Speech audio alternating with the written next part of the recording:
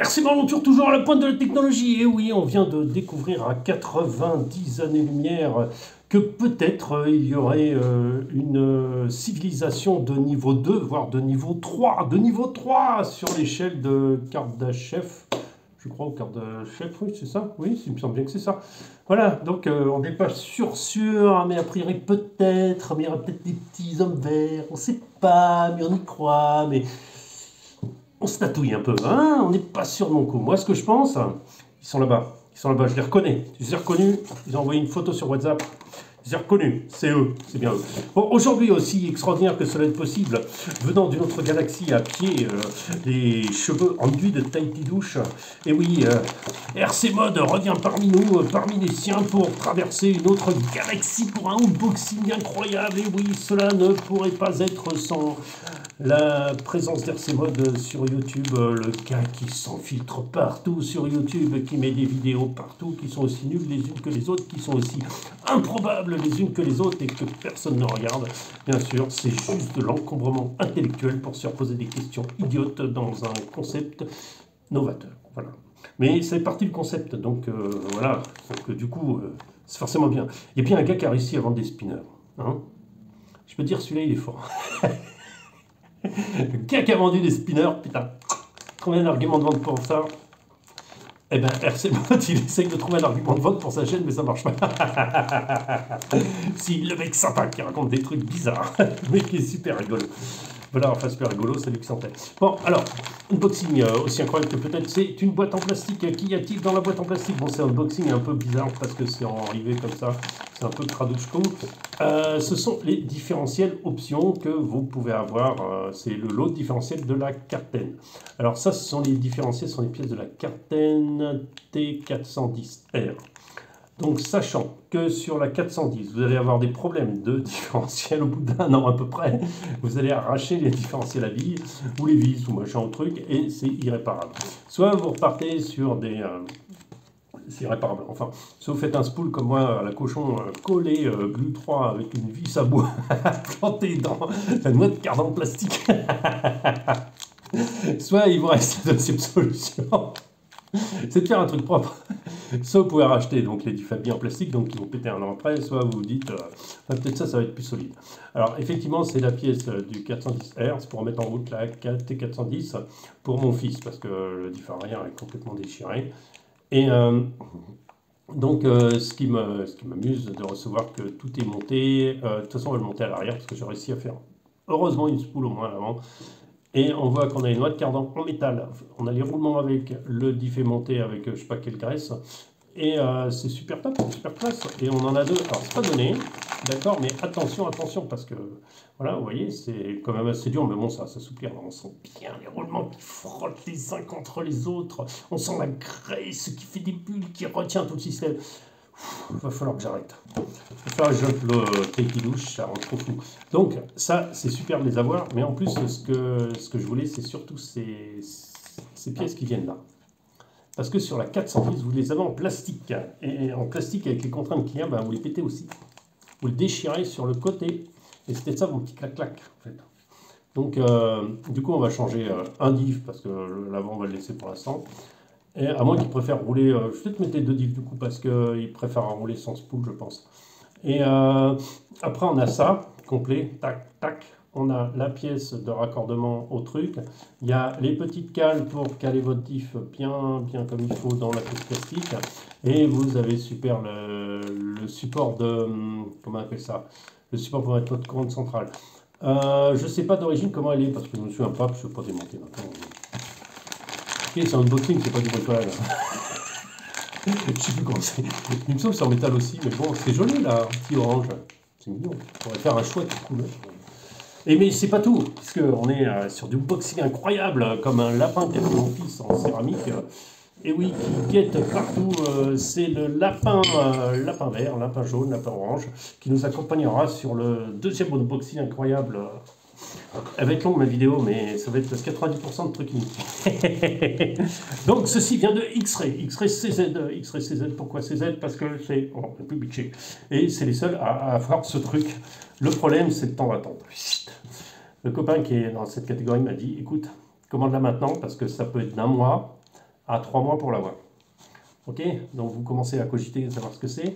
Hein, ça vient petit à petit. C'est une marque que j'aime bien du coup. Que maintenant, qui font des... Bah, j'en ai parlé sur ma chaîne, on était allé sur le site, c'était beau. C'est Moontech. Moontech, voilà, je vous montre le logo. C'est comme ça, c'est italien il me semble. Et du coup, je viens de recevoir à la seconde parce que je viens d'entrer à la maison et comme les personnes, je profite bien sûr pour faire une vidéo avec ce bruit exaspérant de plastique que je déchire comme un cochon.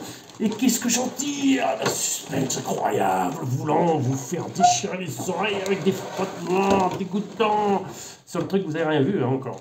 Et voilà, dans un grand plastique moche, vous avez la carrosserie du camion que je vais utiliser. Voilà. Joli. Alors, qu'est-ce qu'on va dire? La partie haute est relativement légère, ça fait penser à une boîte de camembert un peu, on dirait un peu, tu sais, les trucs pour sous cellophane. Voilà, donc on a une partie quand même aérodynamique, là, ça donnerait un appui, enfin, attention sur le mot appui. On a la découpe à faire ici propre et tout. Voilà, classique, c'est emballé, machin, truc. Là, ici, il y a une partie qui est sympa. Alors là, par contre, le Lexan, c'est plus le même. Hein. Ça, c'était c'est du léger. C'est quand même la structure en haut, elle est bien dure. Mais entre les deux, c'est plutôt relaxant. Ce qui fait que quand tu te renverses, peut-être c'est plus rigide. C'est peut-être l'idée. Hein. Voilà. Là, on a une partie qui est quand même ah, mais alors, carrément plus rigide, hein, plus solide. Ça me plaît.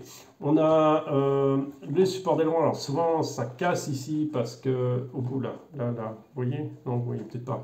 Là, parce que pour arriver à cette forme, il s'enfonce, il tire sur le plastique et des fois, il manque un peu de matière. Bon, je mets mon doigt dedans et ça a l'air quand même qualitatif.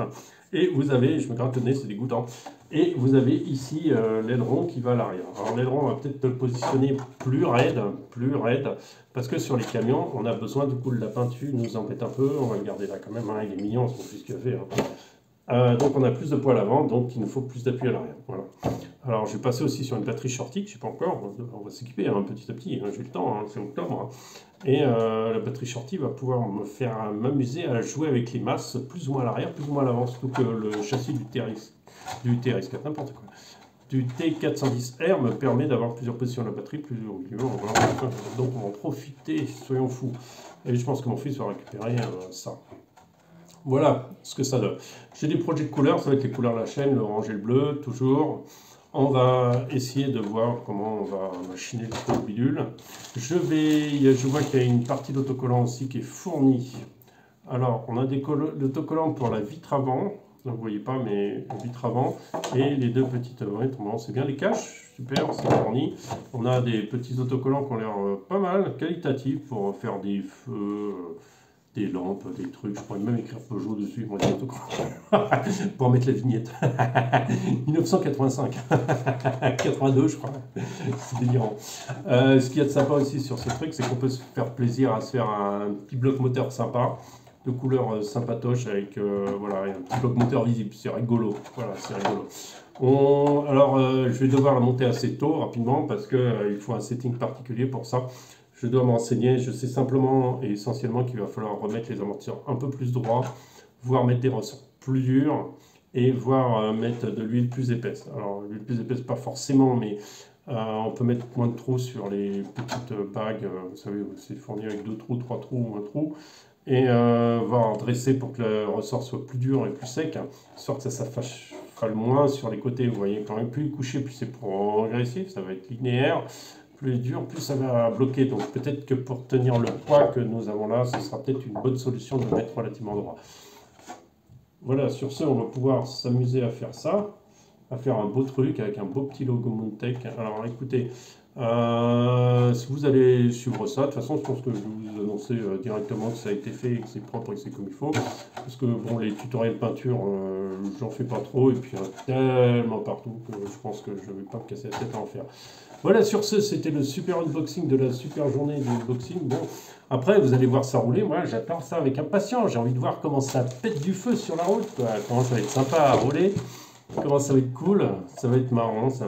Alors je me disais aussi, est-ce que j'avais contacté Matercé, donc vous connaissez, hein, Matercé, spécialiste, grand spécialiste Tamiya, enfin spécialiste, il y a beaucoup de Tamiya, TT02, TT01, et sur sa chaîne il n'y a pas de camion, mais il m'a dit, je lui ai demandé, parce que du coup la Tamiya, ça pourrait être rigolo aussi d'avoir un petit camion. Et je vous transfère l'info.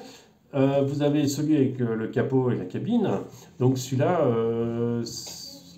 il est très bien sur la moquette. Il glisse un peu de l'arrière.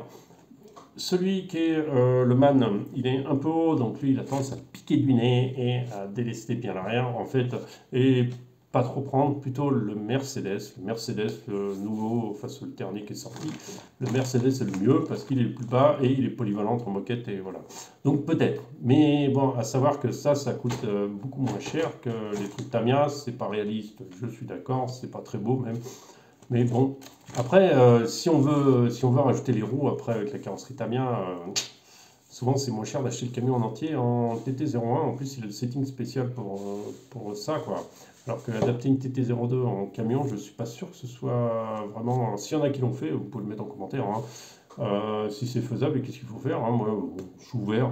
Je suis ouvert. Je vous écoute.